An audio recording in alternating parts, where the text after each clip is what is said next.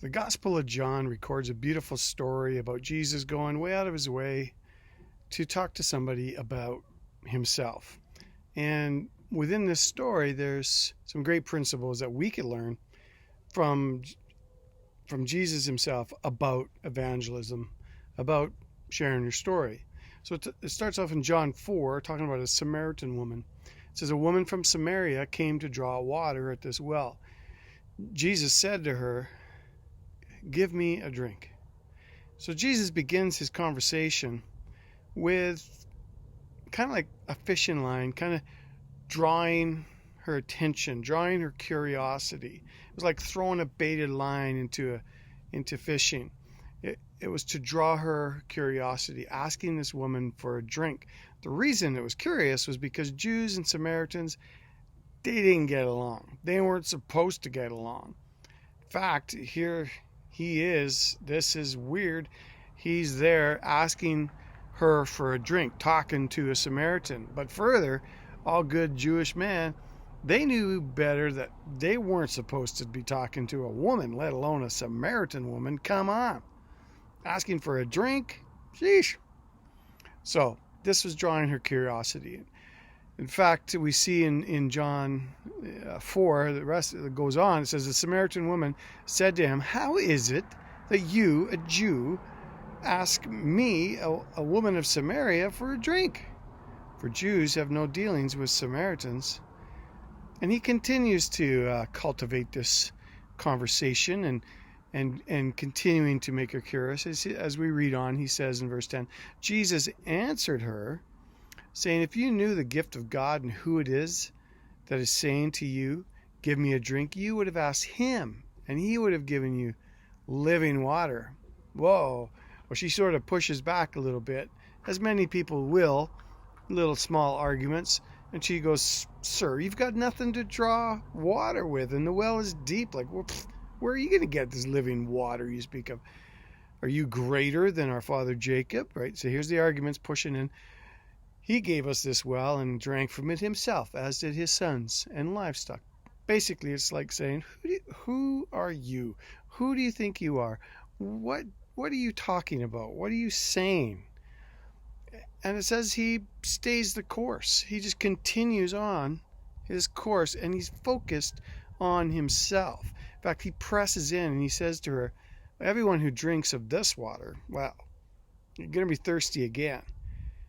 But whoever drinks of the water that I give, will never be thirsty again. This water that I will give him will become like a spring inside, bubbling up into this living water, everlasting spring of living water." Woo!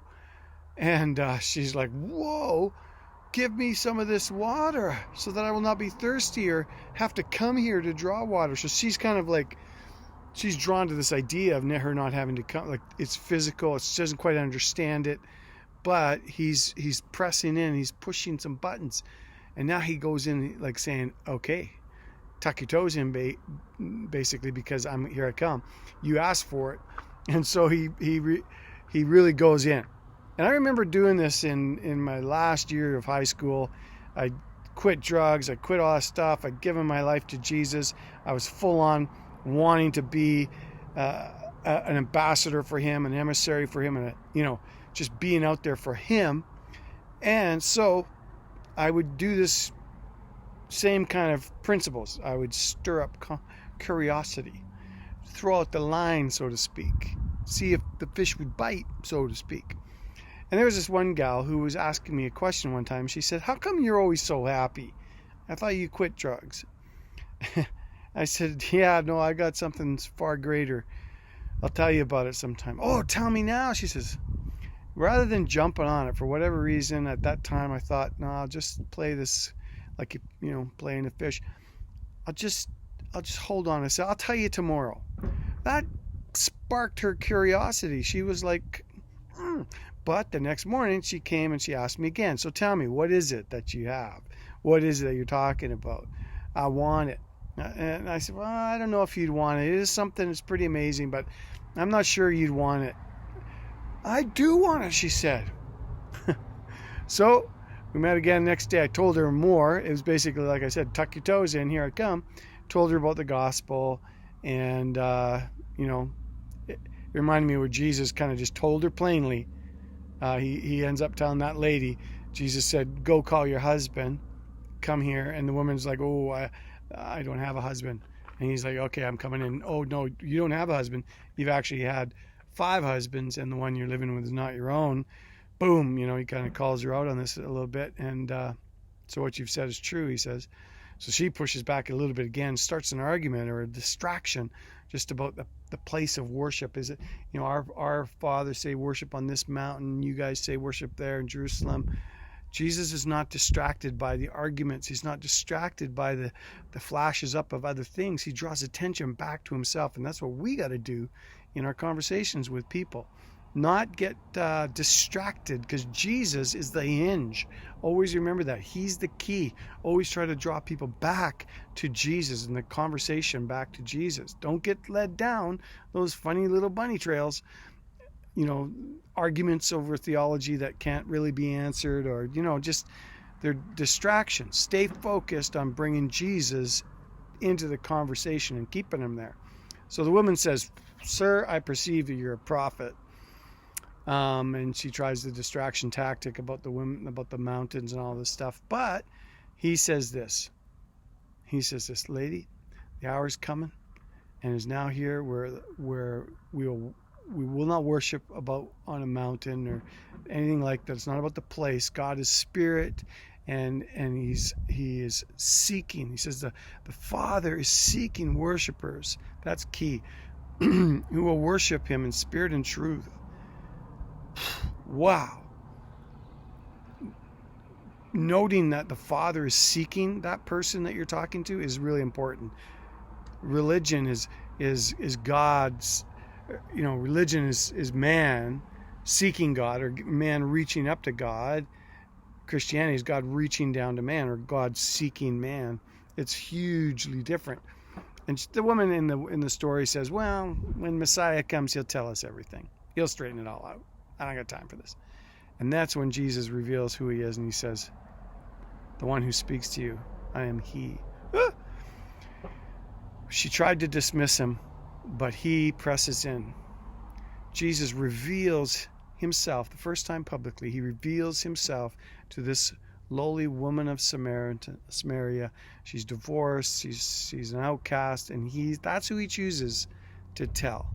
That's amazing. That's kind of like coming to the shepherds at the birth. They come to the shepherds, the lowly shepherds, instead of those of noble rights and position.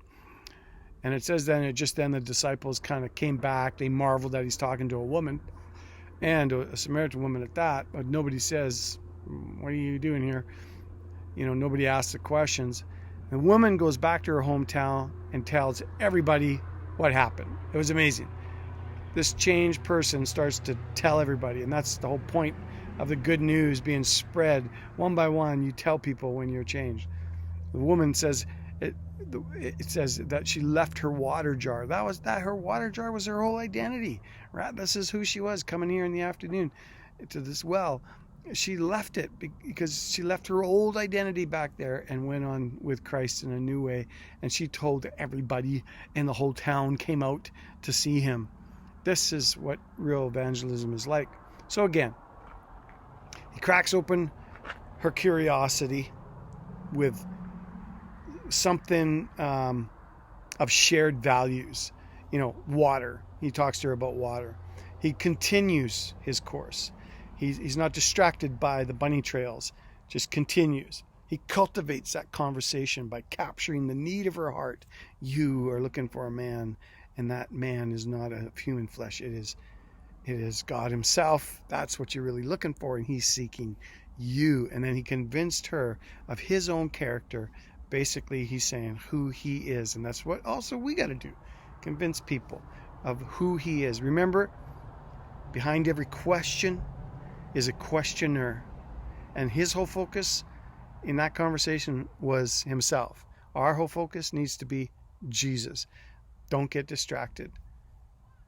By the way, that gal in high school, that weekend she gave her life to the Lord. It was a beautiful thing, and she's still part of the CCLF congregation today. Praise God for that. This little light of mine, I'm going to let it shine.